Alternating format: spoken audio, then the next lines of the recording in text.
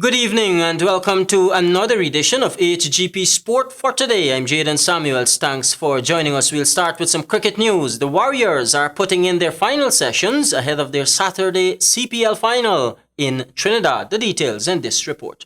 The Barbados Tridents, who were beaten here on Sunday last by the Trinbago Knight Riders, are back at it again to see who faces the unbeaten Warriors at the Brian Charles Lara Stadium starting at 17 hours on Saturday. The home side will be looking to take over the title this year. After 7 years of contesting, this will be the 5th time the Warriors have reached the finals and could very well be the first time they win the title. This year, the Warriors have shown teamwork at its best, but does the team have a control over the magnitude that the Trinidad supporters will bring? Well, only time will tell. In 2017, the Warriors finished third, as was the case in the 2015 edition.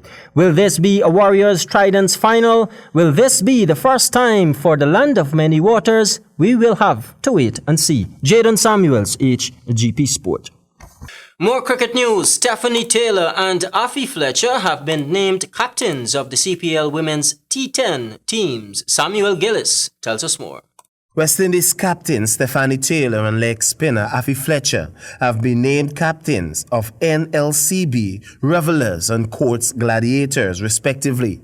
The two sides will contest women's T10 exhibition matches in the lead-up to the final 2 CPL games of the season on October the 10th and 12th in Trinidad.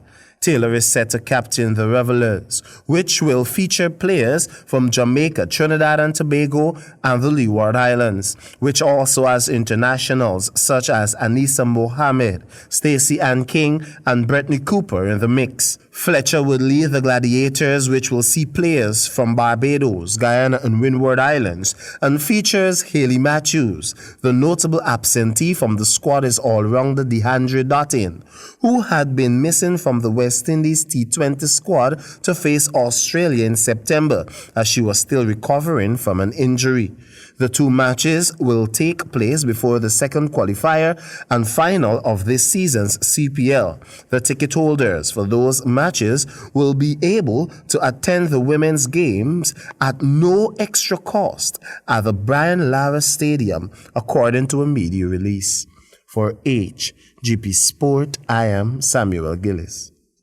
Taking a look at what's to come in the ongoing CONCACAF Nations League, back-to-back matches for the Golden Jaguars and Antigua and Barbuda, the Guyana Football Federation has named its 22-man squad. The details in this report. Ahead of 2 very important encounters in the CONCACAF Nations League, head coach of the Golden Jaguars, Marcio Maximo, has released the names of players making up his 22-man squad that takes on Antigua and Barbuda on Friday, October 11 at the Sir Vivian Richards Stadium, and on Monday, October 14 on the west side at the Lenora National Track and Field Center.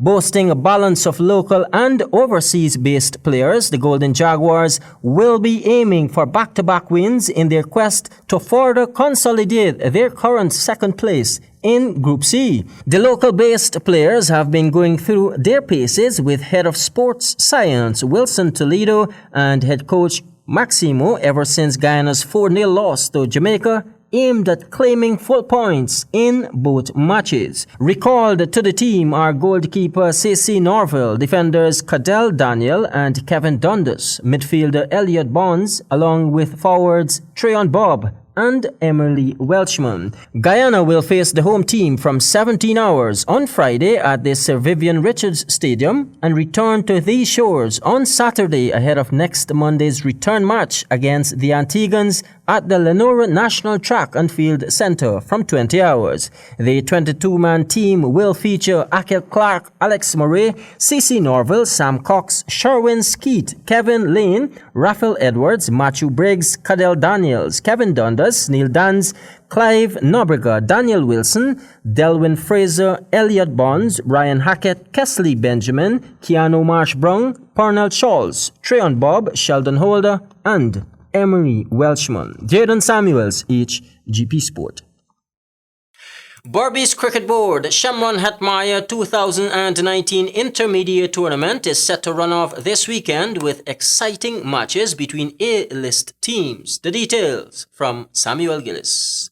The 2 decades of rivalry between Berbice's 2 strongest cricket clubs would continue on Saturday when arch rivals Albion and Rose Hall Town Pepsi battle it out for championship honours in the finals of the Berbice Cricket Board organised Shamron Hetmeyer 2019 Intermediate Tournament.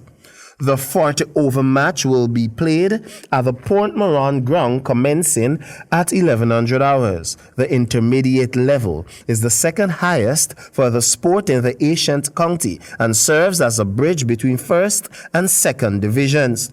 West Indies middle order batsman Shamron Hetmeyer readily agreed to sponsor the tournament after being approached by BCB President Hilbert Foster earlier this year. Rose Hall Town Pepsi and defending champions would be led by former Guyana under-19 captain Sean Pereira, who over the years has led his club to over 25 major championship honours. Albion's all-spin attack should enjoy the Port Moran pitch, which usually favours spin. BCB president and executive along with members of the Hetmeyer family are expected to be present at the closing ceremony. For Hgp Sport, I am Samuel Gillis.